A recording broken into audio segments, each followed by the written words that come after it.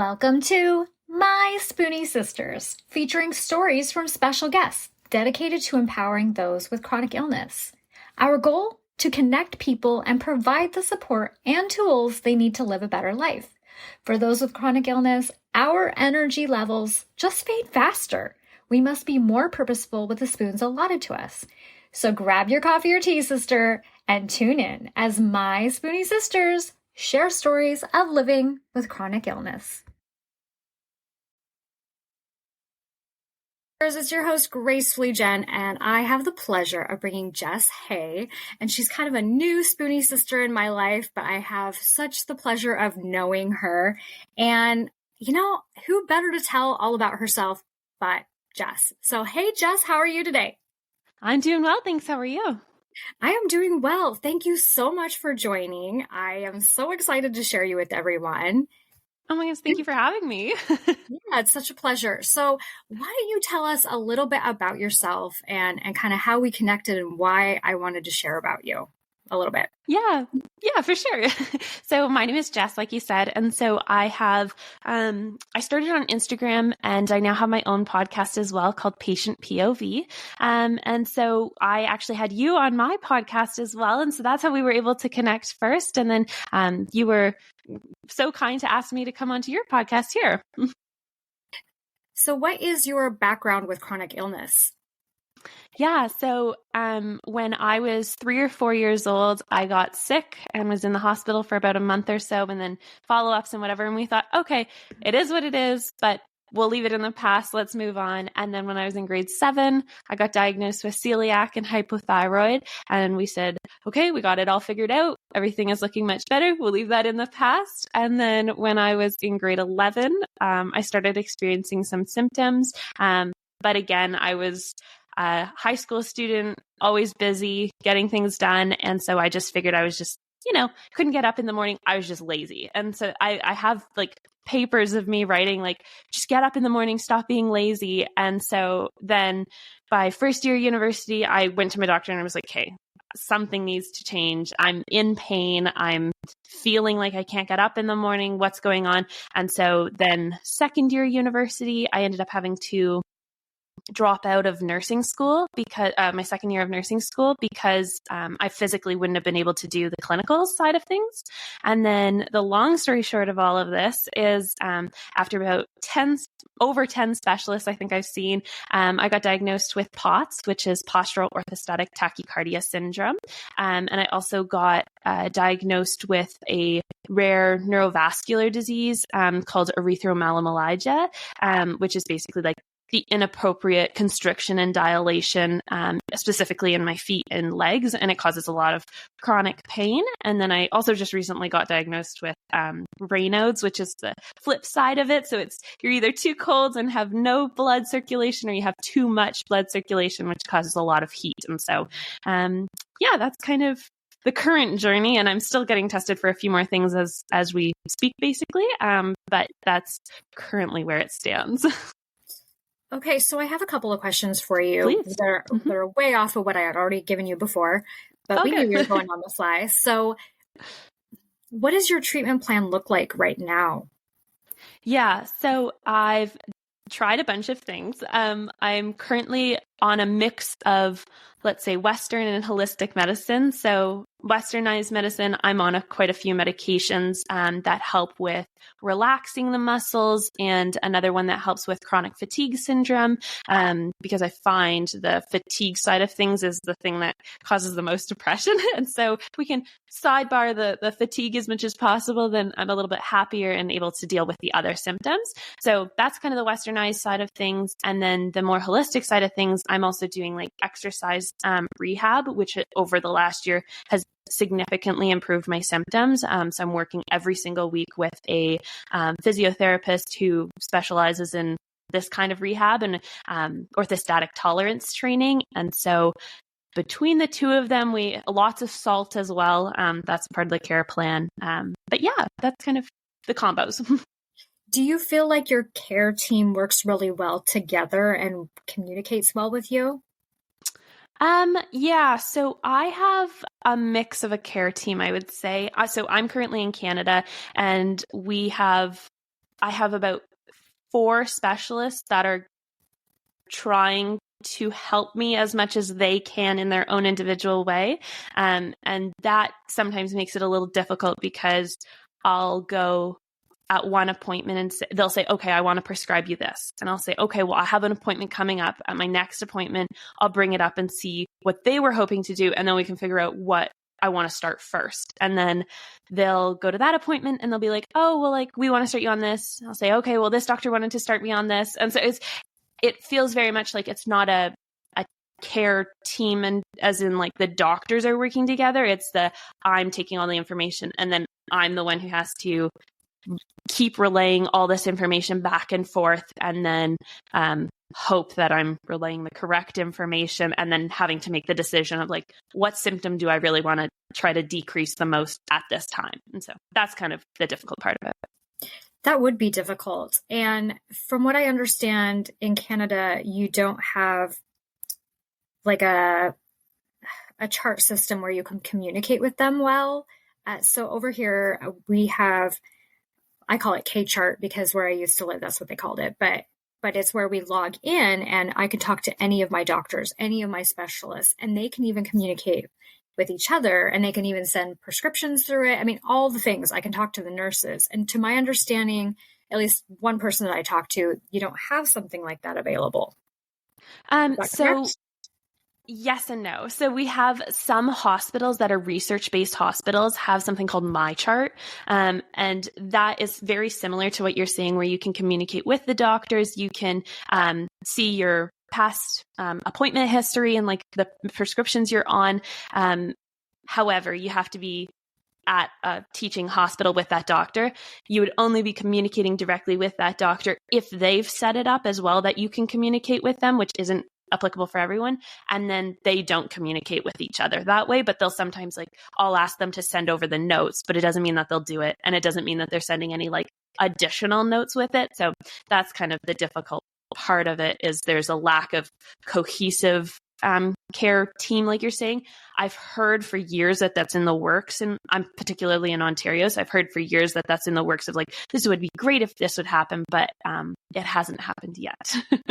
Okay, well, I'm hoping it does, because I guess where I live now, they do call it My Chart, and it's fantastic. You know, my dermatologist can communicate with me and look at everything that gastro says, and same with the rheumatologist. So it's really great because they can all see what each other are prescribing, and it just works really well to better take care of the patient.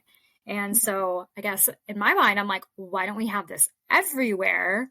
Because I don't know, communication is key when dealing with all of this. For sure.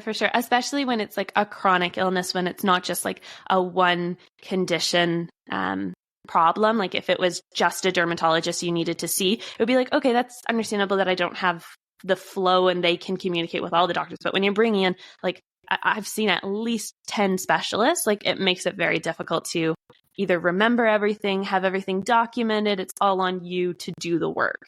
And yeah. And to bring over your list of like, okay, well, this doctor's prescribing this and this one's prescribing this. And so you want to give me a new one. Is that going to work well with this and this and this and what they're saying?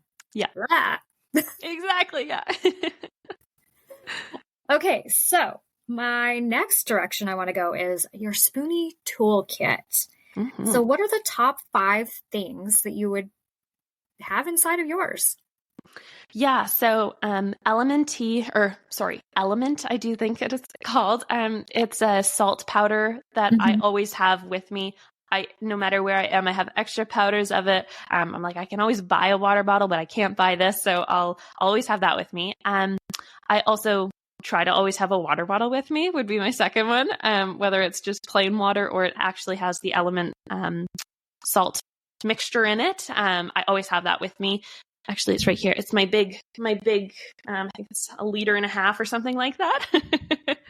And then I'd also say that I always have layers or like an extra sweater because I have some temperature intolerance. And then I probably always have a Gravol on me as well, just in case. You'd hate to use it, but you have it just in case. And then another thing I always have with me is I like to call it my VIP parking pass, but it's like your accessible parking pass. So when I need it, I have it. But I'm also quite young. So in our household, it's the VIP parking pass. And for those that are not in Canada, to explain what Gravol is, it's Dramamine, except from what I understand, it's even better. Yeah, it's like an anti-nausea medication, and it also makes you very sleepy. So whenever I get nauseous, I can take it, get knocked out, and be fine when I wake up. I may or may not have had a friend in Canada provide me with some Gravol to try when I was on my methotrexate still, because it was so bad. I was so nauseous every day. And she's like, oh, no. Dramamine is not as good. And she sent me the Gravol, and you know, it's amazing. So sorry to you that can't get it, but if you know someone in Canada, maybe they can help you out. Or like Amazon Prime it down or something like that. Yeah, no, it's honestly a saving grace. Absolutely. Yep. All right. So you've got several different conditions going on. What would you say is probably the easier one to manage and the more difficult one to manage? That's a good question. I would say currently, like the celiac and hypothyroid, I've been managing it for maybe 12 years now. And so, well, maybe a little less than that, but it's just the easiest to manage because hypothyroid, I take my medication every day and it is what it is. If blood work, it is what it is. And then celiac, our household is now just gluten-free. And so it was an easy change now. It did suck when you were getting diagnosed, but it's fine now. So I think that would be the easiest one. Okay. And now this is going to be a special one too. For each of these, what would you give as, I don't know, like inspiration, support type comments to anyone going through these conditions? Like maybe they're new in the journey. What would you tell them? Yeah, I would say that don't push yourself on the hard days, as we are all learning as Spoonie Sisters for sure. But I think specifically if you're starting your journey, to not think that if you're having a good day, you're completely fine. I found that was the hardest thing with me, was like my good days, I felt great. And I was like, I'm cured. I don't have any problems. It was all in my head. And then of course a bad day would come, and then the bad days would feel even worse because then you're dealing with the like, I'm making this all up, or like depression because of it. And so it was like these huge highs and lows at the beginning. And so just accepting, being gracious to your body on the hard days, but then being grateful for the good days and taking yourself easy on those days as well, just so you don't overdo it. I kind of think between what I said there's some combo of things. Yeah, absolutely. And I think that kind of advice could go for anything really. You know, we all deal with different symptoms, but at the same time, it can be very, very similar. Treatment plans can look a little bit the same. Advice, definitely the same. Give yourself some grace. I think a lot of times because of the good days, we are so much harder on ourselves on the bad days. Like we have high expectations because yesterday I was doing so wonderful. So today, why am I not? And we have to be forgiving of ourselves on that because our bodies are ever changing. And sometimes they just truly feel like they hate us. No, for sure. Yeah. And also like when you are starting to feel more strength back, like, so I personally am doing a lot of this exercise rehab. And so I'm trying to train for something, and I have this expectation that I should be able to do it because I used to be able to do it before getting sick. And so now that I am dealing with a chronic illness, I can even still sometimes feel like I should be doing it's those should statements that really kick you in the butt. And so I am trying to switch to like could statements. I could go do this, or I could do that, which also helps a little bit with the feeling more gracious towards yourself, being grateful for the good days, that whole combo. Absolutely. And forgive me, I'm looking at all my questions and a lot of them are geared towards people with one condition. And so I'm trying to tweak them as we go. But looking back, what do you wish you had known? Um, well, are we talking as a whole chronic illness or like, I mean, I wish I would have known what they were. That would have been much easier. But are we talking like whole chronic illness or like specifically one of the conditions? If you want to go one by one through each of them, that would be great because, you never know who's listening and how that may help them. Yeah, for sure. So with POTS, I would say I wish I would have known to trust my care team on that one. I did not think I had POTS. I thought I had a muscle pain, and that was my only symptom that I was caring about. And it was actually my doctor who said, like, oh, we should get you tested for POTS. Like, it's an easy test. And I went, I really don't think so, but sure, I'll do whatever you want me to do at this point. So I would have said, I think I should have just trusted the doctor a little sooner because I would have got that test a little sooner. So that's for that one. For the EM or like that erythromelalgia one, which is the rarer one, I would say that I wish I would have known how painful the tests are, but they are necessary. I went into a lot of those tests, specifically when you're testing like nerves, like peripheral nerves. Those tests can be quite painful, but necessary. And so I came in a little naive to that. So as not sugarcoated on that one, that's probably what I wish I would have known for that in particular. Yeah. Oh my gosh. And I think there's something that we all wish we would have known at the beginning. So I'm really glad that you brought those up. So staying on the positive side, how do you maintain a positive outlook despite the challenges you face? Yeah. And I think positivity kind of goes along with like who I have with me to kind of lift me up.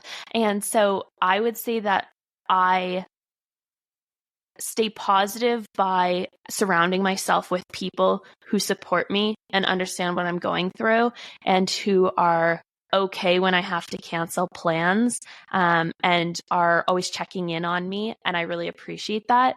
I think I also stay positive by learning to accept that I am walking a path where I don't know what's coming next. And it's really difficult to plan for the future, but by taking it day by day rather than trying to look so far in the future, I don't get so sad about the future.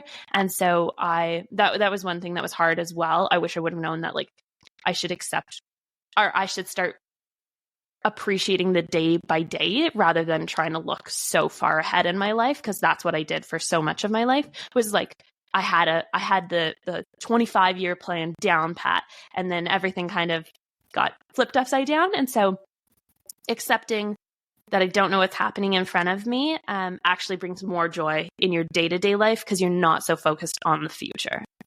So that was kind of started one thing, but went the other way. I love it. I love it. I feel like you go above and beyond answering the questions, and I love it. I'm here for it. Thank you. Okay, so inspiration is my next one. Who or what lifts you up and lifts your spirits on all those difficult days? Yeah. So first and foremost, I have a service dog in training. And so she brings lots of joy. She's sitting right beside me as we're talking here. So she gives me lots of joy in the day, and then also helps me get up and get moving. And when you're caring for somebody else, you kind of care for yourself a little bit better as well. And then I also have a brother who also lives at home as we're both in university still. And so he always is very good to give me space when I'm having a really bad day, but also is always able to make me laugh and smile. And so we have a good relationship that way. And so between the two of them, they're great. That's fantastic. Yeah. What is your service dog's name? Elda. So in my actual Instagram account, it's Jess_and_Elda, and Elda is my service dog in training. Oh, I love it. That is such a cute name. Oh my gosh. It's Gaelic. So I'm Scottish, so it's Gaelic for warrior. And so when I got her, I was in a really rough time, and so I wanted something that was strong, and she was going to give me strength, and that's where the name came from, actually. I love it. Yeah. Great idea. Okay, resources is the next one. Can you recommend, whether it be articles or even Instagram accounts, is there 3 that you would recommend? Yeah, so for EM, because it is quite rare, what's that called? The National Organization of Rare Diseases, I think it is, NORD or something. Yep. It's called. They have a full section on EM, and you can get a lot of information from there. So that's where I got a lot of my information for EM on that.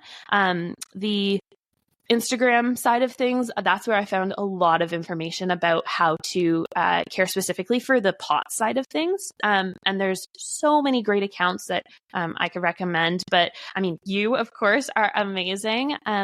I also found the Gemini Advocate. She posts so much, and I absolutely love her. And then there's so many.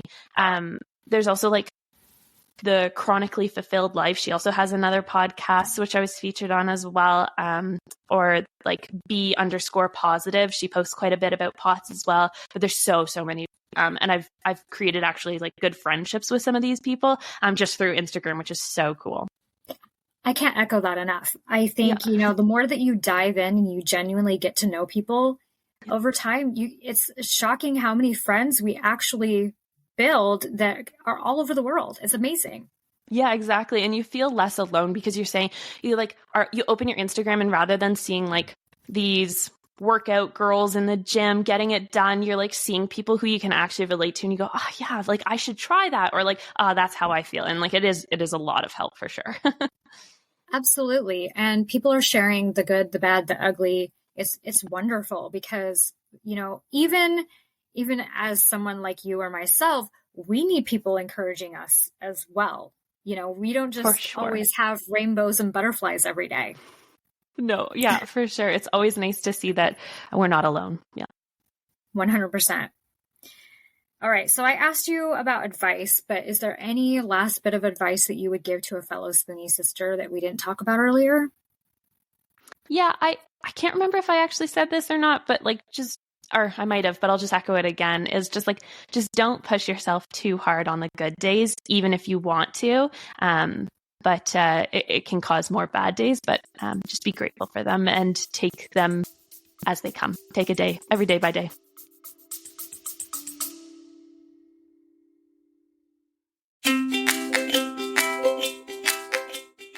Calling all Spoonies. As a host of a chronic illness podcast, nothing lights up my day more than hearing from you, our incredible listeners. Whether it's a topic close to your heart that you want us to uncover, or you are keen to show your own journey as a guest on our show, your voice matters. Living with chronic illness can often feel isolating, but through the power of podcasting, we can come together as a community to uplift, educate, and inspire one another. Your stories, insights, and questions drive the conversations we have and the topics we explore.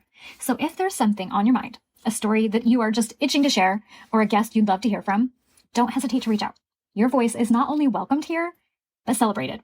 Let's continue to amplify the voices of those living with chronic illnesses and create a space where everyone feels heard, supported, and empowered. Together, we are stronger.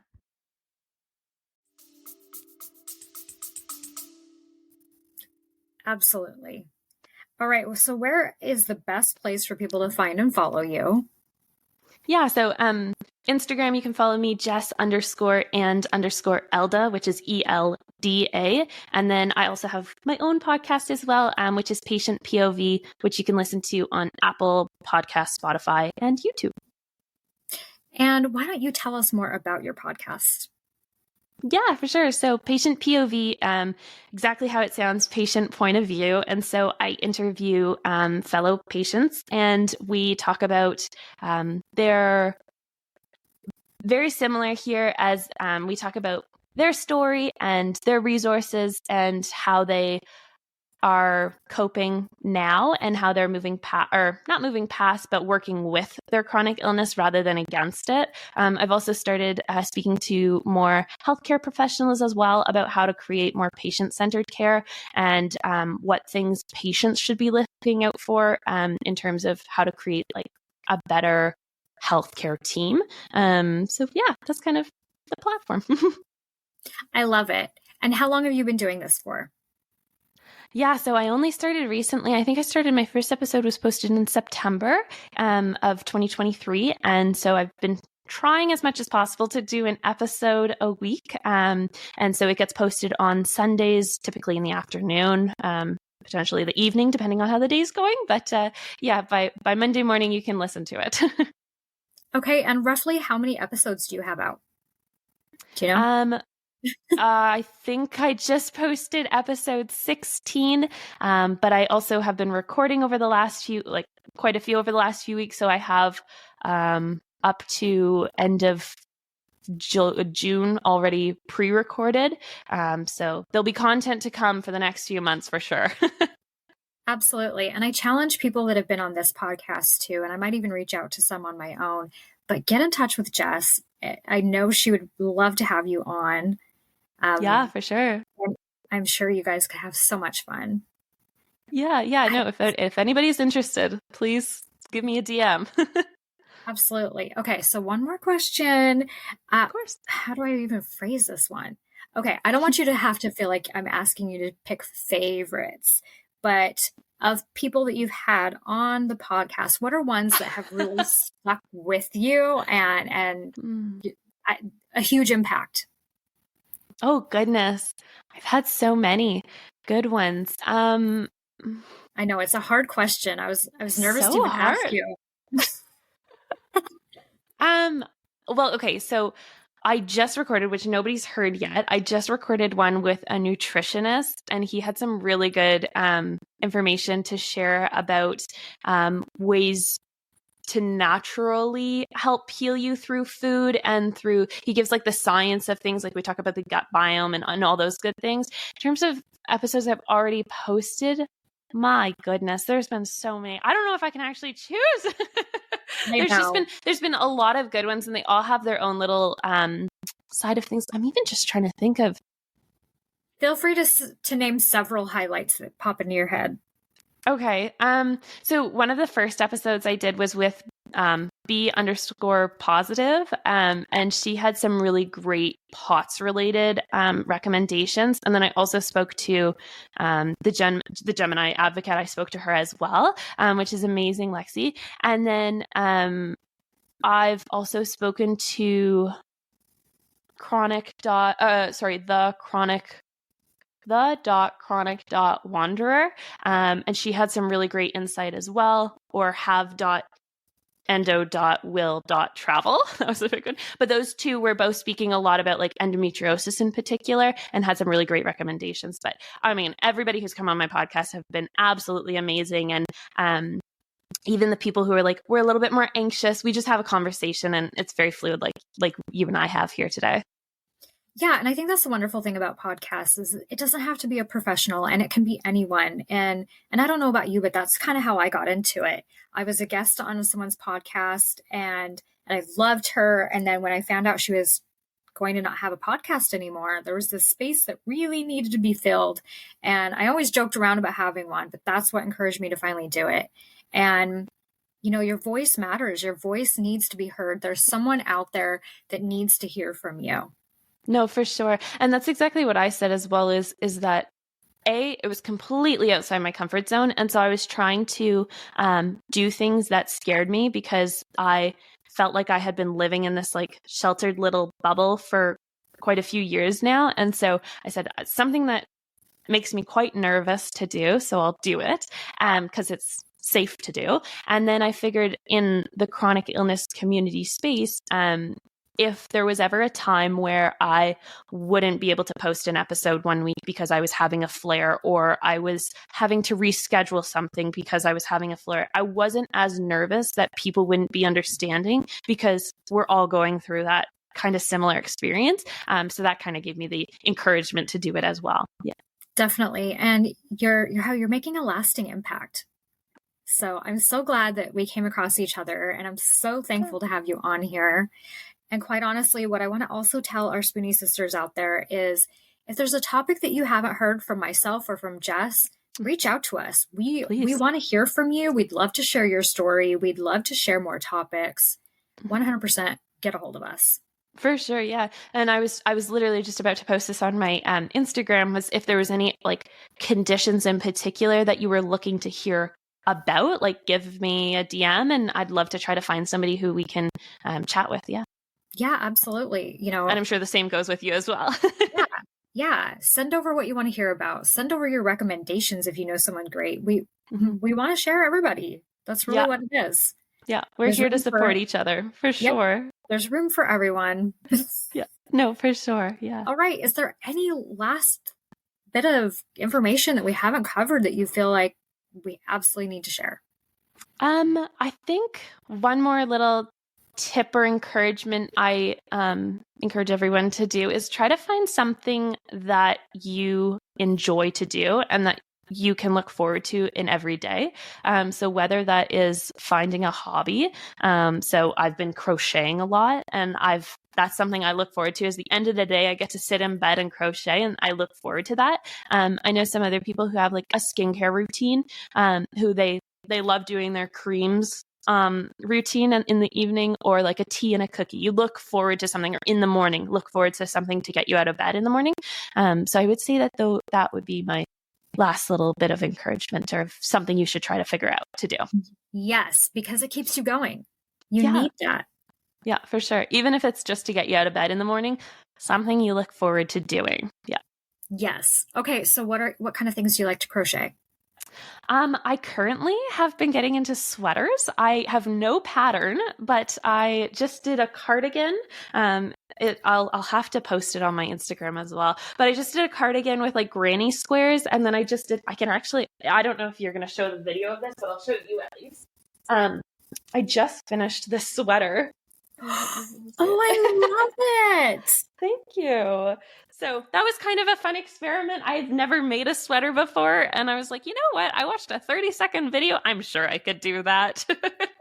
So crochet. I challenge you to start sharing that in your stories, because I bet there's somebody that wants to see it, or maybe you're going to encourage them to try too. Yeah, for sure. Yeah, no. And I'm going to try to get into more things. I also made like a top one time. It was purple or something like that. And then I also did the like animal phase of like, I made a hippo, but its head is now falling off. So I got to figure out how to put it back on. I love it. I've only done scarves and hats. You know, fair enough. I'm pretty basic. I guess I made blankets for my dolls back in the day. Right. Yeah. No, but that's fair. Good for you for getting it done. Like, that's awesome. My hands don't always cooperate anymore. It depends on my pain level. Now I'm really into painting, but crocheting is a lot of fun. That is, yeah. I used to paint, but I found I have a little bit of a tremor when I do finer things. So I think I'd have to do bigger pictures. But yeah. I've discovered watercolor seems to be very forgiving. Okay. So if you want to try watercolor, if you haven't, that's my new favorite thing. It's so forgiving. I'll have to do that for sure. And I will definitely be sure to start sharing. I also made like a blanket. You know what? After this, I will start posting more of the crocheting things that I do. Yeah, absolutely. Because people they want to hear it all. They want to hear about the fun things we do, or things that bring us joy. You know, yeah. No, for sure. Yeah, I one thing I really do like to do is sit in bed, crochet, and have a show going. And so that's my like, not the best nighttime routine, but it is my current nighttime routine. I love it. You're going to have to share it with us and show us what you're doing. Okay, I will. All right. Well, my Spoonie sisters, what a joy. Go check out Jess. Go check out her podcast. And until next time, don't forget your spoon.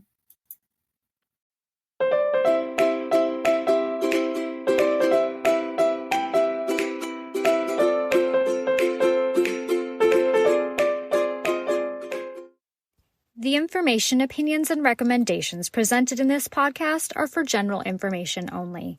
Consult your own physician for any medical issues that you may be having. The information should not be taken as a replacement for medical, clinical, professional advice, diagnoses, or medical intervention.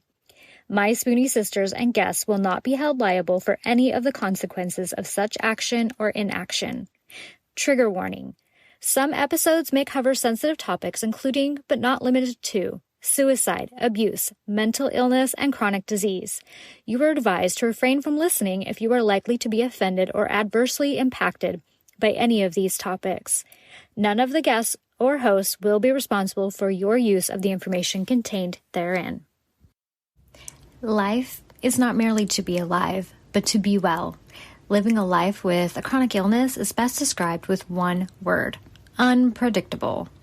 Be Well's products are designed to make the unpredictable easier to deal with.